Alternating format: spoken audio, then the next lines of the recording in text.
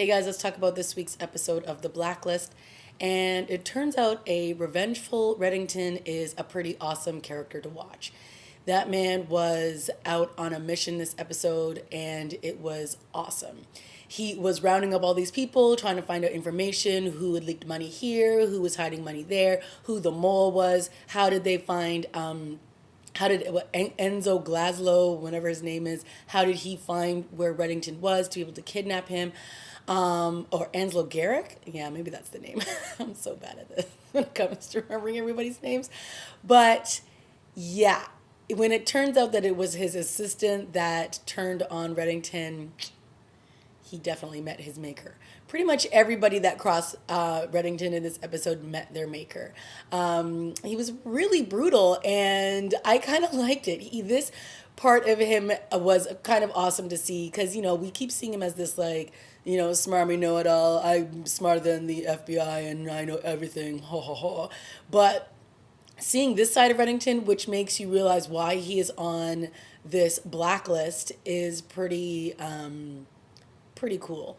But then by the end of the episode, he's back at Lizzie's house, telling him he's cleaned up everything on his end, and now it's time for them to clean up their end, which is the FBI, I'm assuming.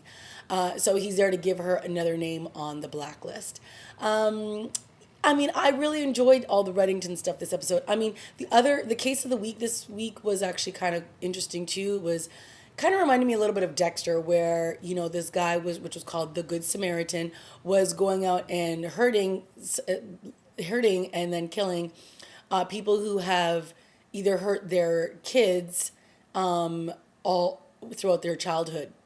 And basically, he was doing to them what was done to him. His mother had abused him when he was younger, and he was taking out all of that on people who have then abused their wives, their children, whatever. And, it was kind of, again, sick and twisted, but it was pretty interesting to see, his explanation for it all. And then at the end of the day, he was caught by Lizzie. And then when Lizzie goes to confront the husband of the man that she saved, she's like, yeah, if you touch your wife again, I'll basically do what I should have let him do and, like, torture and kill you. And it's like, well, then why didn't you just let him do it? Anyway, I've already said before that I'm not a big fan of Lizzie on this show, but, whatever. She's the star, so I'm going to have to just suck it up.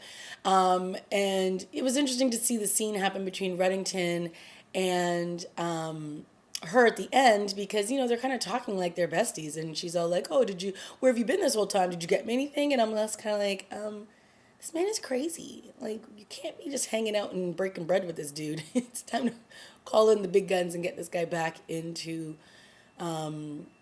custody. Even though he's basically turned himself in, but I really enjoyed James Spader in this episode. I thought he was very villainous. And I like seeing that side of him, which was kind of cool. All right, guys, that's been my review of The Blacklist, and I will see you guys next week. All right, bye.